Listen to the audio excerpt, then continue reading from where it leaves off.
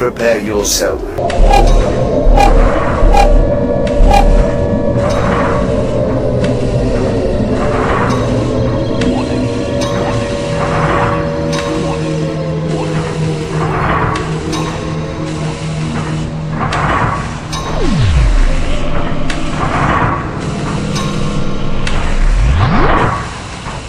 Because I'm a turntablist, if I show up and I say, well, or I've specified in advance that I need 2 turntables, a mixer with a crossfader, and 2 CDJs, and I show up and one turntable doesn't work, the other turntable is off of balance and it doesn't really track well, and the 2 CDJs may work as long as you don't scratch with them, and the faders are dirty, I'm supposed to just use that equipment and just not complain, and furthermore, I'm just supposed to play whatever hits the people have put on my request list.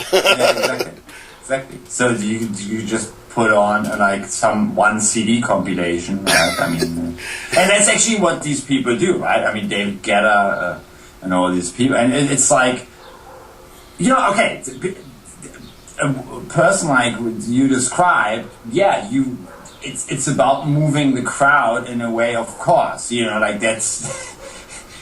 But the question is, you know, let's put it like this: there are these kind of nights where people just play songs from the charts or whatever, or what's being played on radio or whatever, which is cool. They should just have that. But I think it has, you know.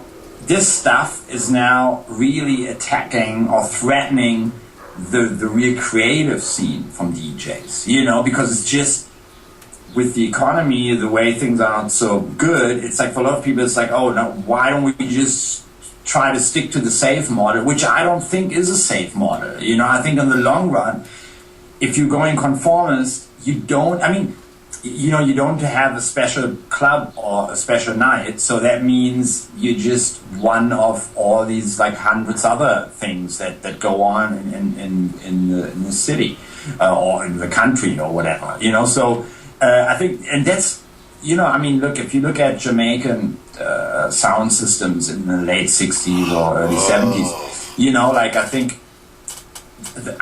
that why they were so about the sound, and I think there was not really so much about scratching and you know, the sort of like turntable, but it was about like, let's have tracks nobody else has. Mm-hmm. Let's, you know, do things that the competitors can't do, you know, and let's stand out because we have to be better. You know, I think that's always a healthy thing. Like, because it you know, it's the same with DJing. If you know, if another DJ before me has played one of the same records, and I want to play that song, I have to present it in a new way or in a different way. Or I can do things with it where, you know, it's almost like I'm answering that. You know, like it's a call and response kind of thing, and then if you do it in the right way, the crowd, they will understand that because they just heard it an hour before or something, and if we do interesting things with it, then you know, they will love that, I think, you know. But then of course you have a certain crowd who and these are just people in the wrong places, you know. I think it's like, it's important for certain types of DJs to try and stay away from clubs which are just not about the music, basically. You know, if it's just about, okay, let's sell some drinks, and, you know, I think it's go in there and music doesn't matter. I think often we have this indicator over here in Europe, if there are a lot of people in suits at these clubs, and certain amounts of champagne bottles are sold, then this is an indicator that music doesn't really matter, you know. So and I think that's, these people can have their places, but at the moment when these become the only places, it's not about that the good stuff is being pushed out. I think the problem is that innovation is being killed.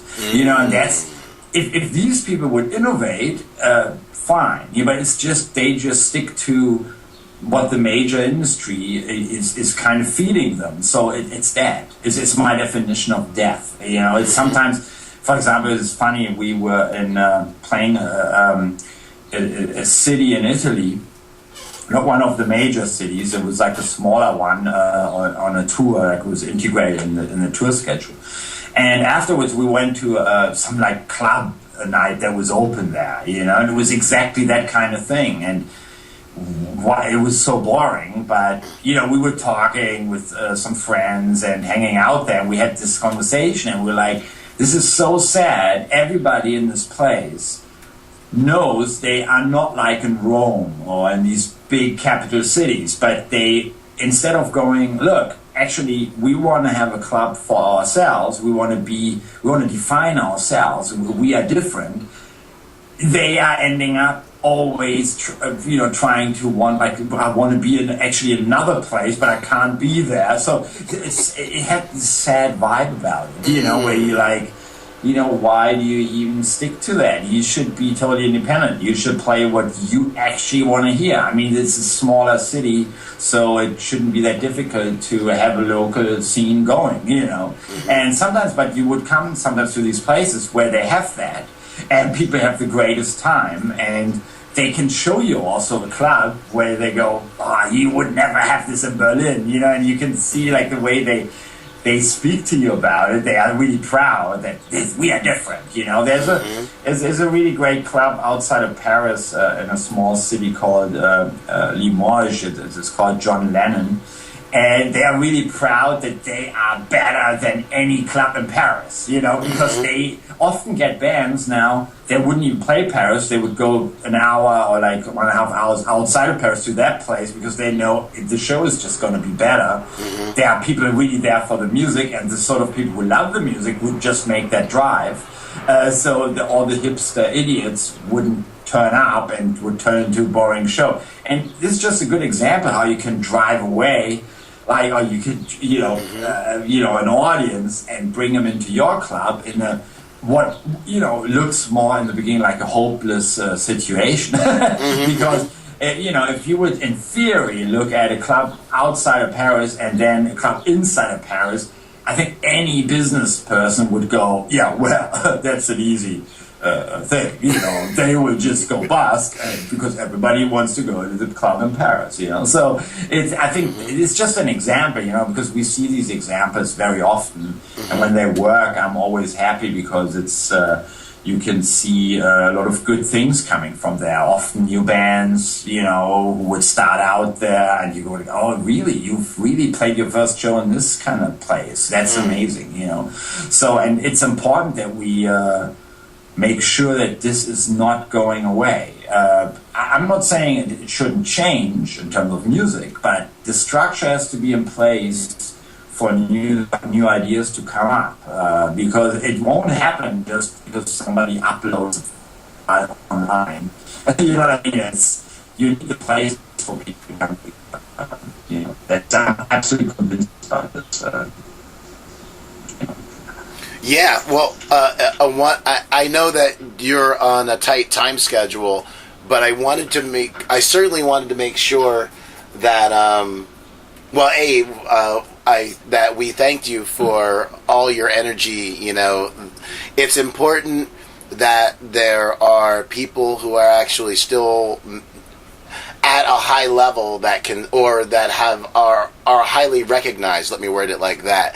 That are dedicated to the advancement of the culture and not just the scene, because I think the scene, you know, and just as we said, generationally, it's always been that the Beats had a great idea, and then all of a sudden there became these people who just wanted to hang out in lounges and pontificate and hang out and get stoned.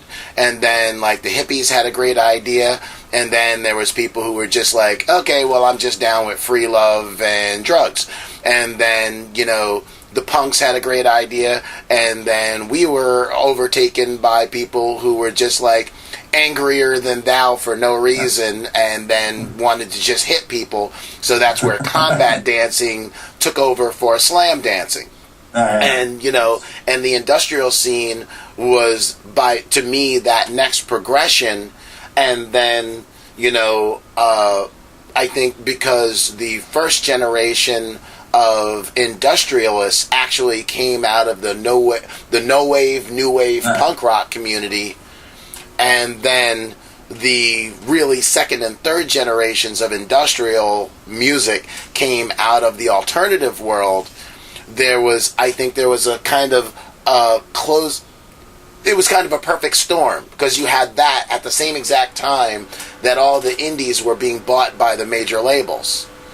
So then once that all collapsed, there seemed to be less of a will for people to actually do anything that could be considered original, or they were afraid that, I won't get my numbers if, because the reality is, in the 80s when we went to clubs, people, the DJs were so far away that you couldn't even get to them. So then you just went enjoying whatever the hell they played. Then it got to the point where there was okay, now people wanted DJ request lists. And then everybody felt the idea, I've had people walk up into the booth and I say, they'll just tell me what they want to hear, not even asking me if I am a DJ that take requests. And I'm like, I don't take requests. I don't take requests. My goal is that I worked hard as a DJ to put the set together as a person, as an enthusiast of the music, that hopefully you will enjoy it. Yeah, of course. But I'm not doing it so that way, they'll ask you for a song, and if you didn't play it if you don't play it in the next two songs, from my friends that take requests, they always say people get pissed off if you don't play it within a certain amount of time, and it's just but I'm not a jukebox. Exactly. Your request didn't just go in a queue. Your request is nothing more than a suggestion. It's like a Twitter, right? It's being projected on the wall. You can send a message and okay, this is going to be in the fifth song from now on. It's going to be this. This is this is mad. No, but it's I know what you mean. I mean, I even see it.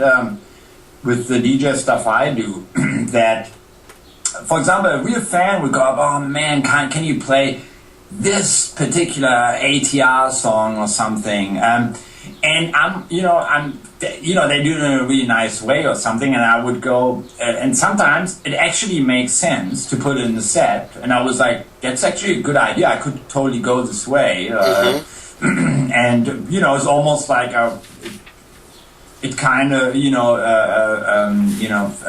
made me think in a different direction for a second, and that was kind of good in the way I was spinning. But then there's this part where I think I might be able to play it, but also that moment when you go, actually, this doesn't make sense now. It just doesn't. Okay, even if it's my song or whatever, but it just would kill the vibe. And I think. It's funny how people who hand in these requests think that just because they want to hear something, it's like they are not the DJ. I mean, part of being a DJ is to absorb and to the crowd and to read the crowd in a certain way, and I think people who just play the sort of top 40 stuff. They can't read the crowd because they just hope that the crowd behaves in a certain way, like in an MTV music video or something, and that is not really what true DJing is about, I think.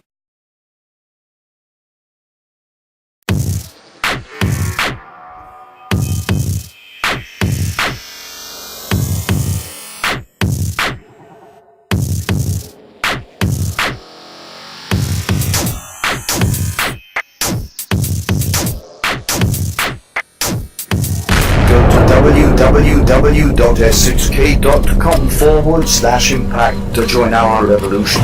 Go to www.s6k.com/impact to join our revolution. Go to www.s6k.com/impact to join our revolution.